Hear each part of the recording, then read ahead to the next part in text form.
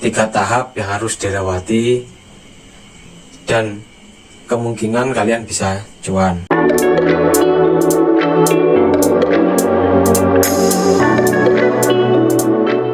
Oke, kembali lagi untuk menjelaskan bagaimana cara ternak kroto yang baik dan benar, terutama untuk kalian pemula ya. Jadi ada beberapa tahapan, yaitu ada 3 tahapan yang harus kalian lewati sehingga ternak kalian bisa menghasilkan cuan. Yang pertama yaitu angka kematian ya. Jadi untuk tahapan ini kalian sebagai pemula ya harus mempersiapkan kandang itu ruangan seperti ini ya, ruangan seperti ini, kemudian rak seperti ini. Kalau di kita ada rak budidaya, ada rak karantina kalau dari alam ya. Biasanya kalau di sini sudah ada koloni banyak, kita masukkan koloni yang baru di sini dan nanti dijembatani ke sini supaya sudah beradaptasi dulu sehingga tidak perang. Oke, selain itu ada toples ya untuk tempat sarang baru. Kemudian juga contohnya seperti ini untuk menghindari kabur, ataupun biasanya kakinya dikasih ember ataupun bak yang diisi air, boleh minyak, boleh oli ya, itu terserah, bebas. Nah, setelah kalian membuat rak, kalian beli bibit ataupun cari di alam, itu biasanya kalian harus melewati angka kematian. Maksudnya gimana? Biasanya para pemula itu akan mempunyai masalah tentang kematian semut. Jadi setelah beli ataupun bolang, padahal sudah dikasih makan, sudah dikasih minum, tapi mati ya. Nah, itu ternyata kalian harus mempelajari hal-hal berikut untuk melewati angka kematian yang signifikan. Caranya apa? Caranya ialah kalian harus memperhatikan pakan, minum, dan perawatan. Nah, pakan itu seperti protein hewani, ada cacing, jangkrik, ulat hongkong ataupun maggot sekarang bisa.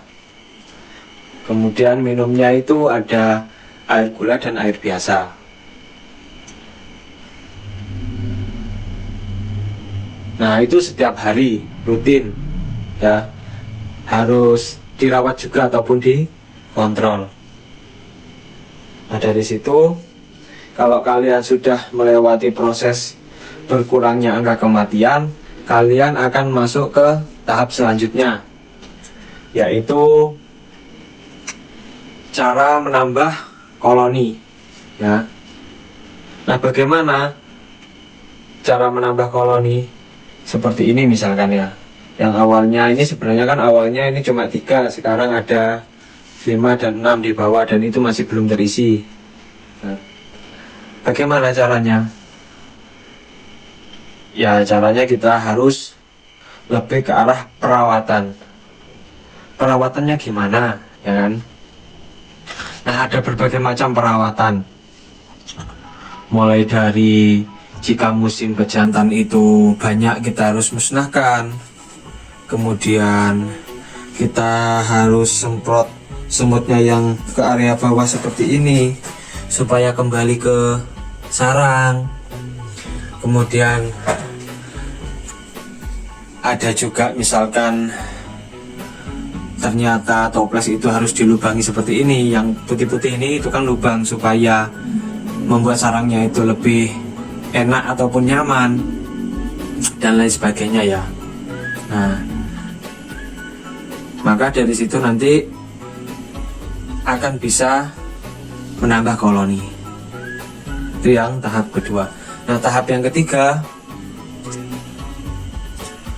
menambahnya koloni itu lebih cepat daripada biasanya. Nah, itu bagaimana?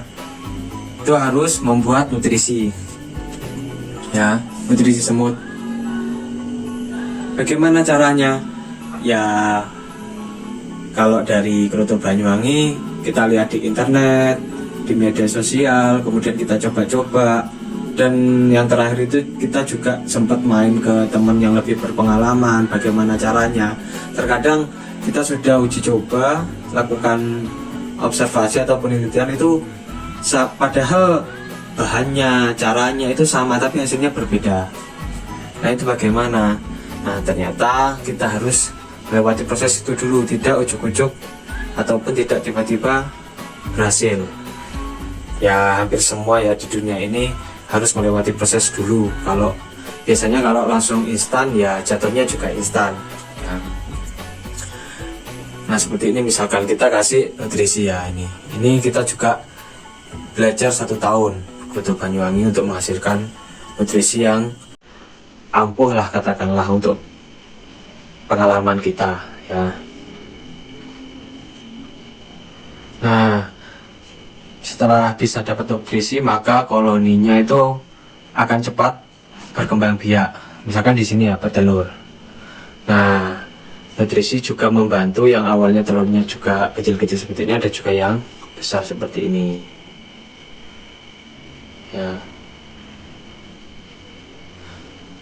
Nah, itu 3 tahap yang harus dilewati dan kemungkinan kalian bisa cuan.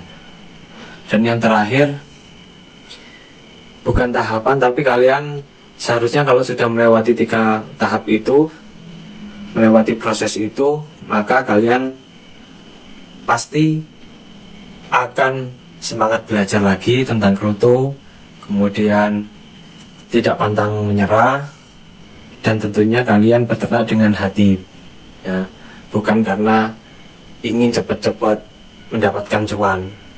Biasanya itu kegagalannya di situ, bisa dikatakan tanda-tanda kegagalannya di situ. Kalau bekerja dengan hati biasanya ya sukses akan mengikuti ya.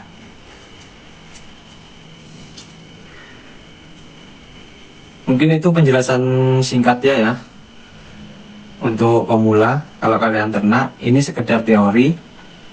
Kalau praktek ya pasti lebih dari ini waktunya ya.